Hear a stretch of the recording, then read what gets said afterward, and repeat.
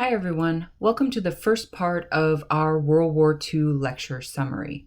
As a reminder, the outline is your guide for what I think is really important with this topic and with all the topics. So use the outline as you read the textbook because this will be the guide. And then use the outline as you watch the crash course US history videos and as you watch these lecture summaries. What I've done with the lecture summaries is I've divided them into smaller pieces and then provided questions to think about as a way to give you sort of the big picture look at how does all this fit together. So first of all, how did the failure of the Treaty of Versailles lead to World War II? And second, how did World War II begin? When we take a look at Germany after World War I, this is really a desperate situation. The German people are really suffering under the burden of the Treaty of Versailles. For example, Germany's military was severely limited in its size and its capabilities. We already mentioned that Germany had to pay $33 billion in reparations. And in addition, Germany had to take full blame for starting the war. And so this is a huge economic burden for the German people, but it's also a huge psychological burden. And it helps to explain how someone like Adolf Hitler comes to power. I mean, to be blunt, the German people are not stupid, but they are concerned about their economic future, their political future. It's almost as if they're also having a spiritual crisis caused by the humiliation of this treaty.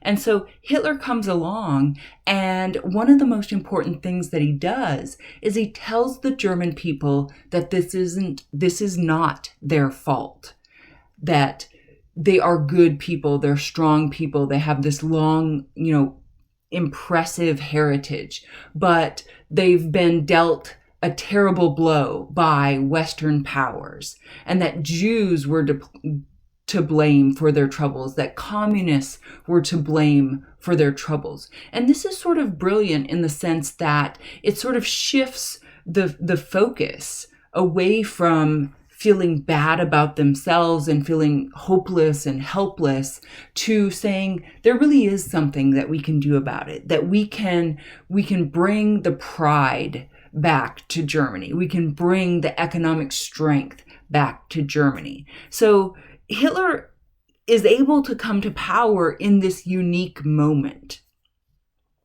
And then once he takes power, he immediately begins violating the Treaty of Versailles. And so if we go back to sort of our bigger question of how does the Treaty of Versailles lead us into World War II, this is how. So one of the first things that Hitler's going to do is to build up Germany's military. And the reason this is important is that this is not only a source of pride for the German people, a show of strength for the German people, but it's almost a great example of Keynesian economics. Because when we restart factories in Germany, you're putting German people back to work. And then, of course, the whole upward spiral that we talked about before is that these workers get a paycheck. They buy things. That means factories produce more things and more factory workers are hired and they get a paycheck. So building up Germany's military has an economic impact as well. The second way that Hitler is going to violate the Treaty of Versailles is by reoccupying the Rhineland. So when you look at the bottom map, you see that western part of Germany is labeled as the Rhineland. This was supposed to be a demilitarized zone to protect the Western European nations, particularly France, Belgium, the Netherlands, Luxembourg. This was to prevent the threat of another German invasion, and Hitler violates this. One of the most concerning violations of the Treaty of Versailles comes in 1938, when the people of Austria, at least seemingly, vote to join in a union with Germany. And this is called the Anschluss. So this is a very clear attempt by Hitler's Germany to gain more territory. Now, what's sort of shocking about all of this is that the League of Nations does nothing. I mean, every step of the way, the League of Nations should have been there to call out Germany for violating the Treaty of Versailles, and they just don't. Part of the reason is the most powerful nation, or arguably one of the most powerful nations in the world, the United States, is not part of the League of Nations. And then the two most powerful nations in the League, Britain and France, are more concerned about their own economic crises. Nobody is interested in standing up to Hitler and probably starting another war. They're just looking for a way to mind their own business. So even in 1938, when Germany effectively takes control of Austria in the Anschluss, Britain and France aren't willing to do anything about it. Then, also in 1938, Hitler demands that Czechoslovakia turn over its western provinces called the Sudetenland. Now, this is an interesting story. I'll give you a little backstory here. We talked about how the nation of Czechoslovakia was created after World War I, and I called it sort of a made-up nation because it was a large number of different groups sort of smushed together into one country. Well, some of that territory was taken from Germany. And when you take a look at the map here, this darker purple color is the Sudetenland. And it was home to about 3 million German-speaking people. I mean, these people previously had lived in Germany. But because of the Treaty of Versailles, that land was now given to Czechoslovakia. And what Hitler is going to argue is that these people, they're German. He says they speak German. They think of themselves as German, and they should be part of the German nation.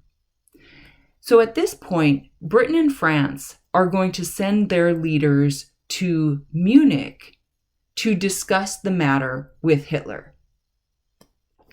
And what they agreed to is that Germany would be allowed to take this portion of Czechoslovakia and reabsorb it into Germany. And the main reason that Britain and France do this is they don't want to fight. They don't want war. We see this very clearly when British Prime Minister Neville Chamberlain returns to London, and that's him at the bottom of the slide there. He's standing on the tarmac of Heathrow Airport, and he's holding up this piece of paper, and he says that we have secured peace for our time. Because Hitler has convinced them that all he wants is the Sudetenland. He doesn't want anything else.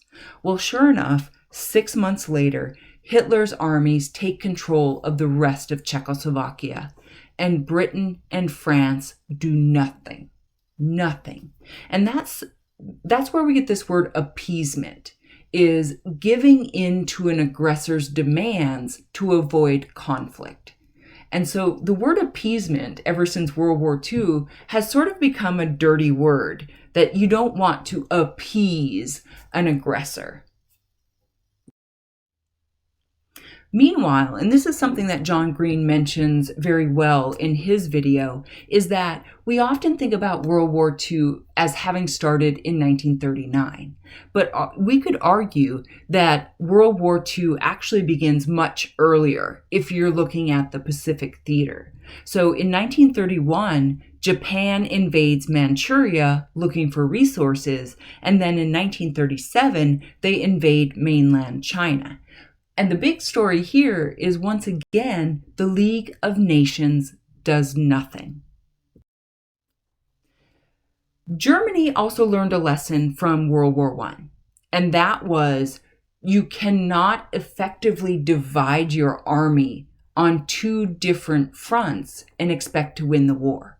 So in order to avoid a two-front war, Germany is going to sign a non-aggression pact with the Soviet Union. So the man pictured on this slide is Soviet leader Joseph Stalin. The non-aggression pact is not only an agreement not to fight each other, but that they would also divide the nation of Poland between them. We just talked about Poland being created by the Treaty of Versailles, and now it's being split between Germany and the Soviet Union. So on September 1st, 1939, Germany's armies invade Poland from the west, Soviet armies invade Poland from the east, and at this point, Britain and France declare war. They've got no other choice. They need to shut down this aggressor. So wrapping up our part one here is, how did the failure of the Treaty of Versailles lead to World War II? The whole purpose of the League of Nations was to prevent future wars. And honestly, in the late 1930s, this league has failed spectacularly. I mean, Germany has remilitarized, Japan has invaded Manchuria and China, Germany has taken over Austria, they've invaded Czechoslovakia and done nothing. So the problems in Germany lead to Hitler's rise. And then Hitler does all of these things that the Western nations don't do anything about. And then how formally does World War II begin? In Europe, it begins with the invasion of Poland, September 1st, 1939. So stay tuned for part two.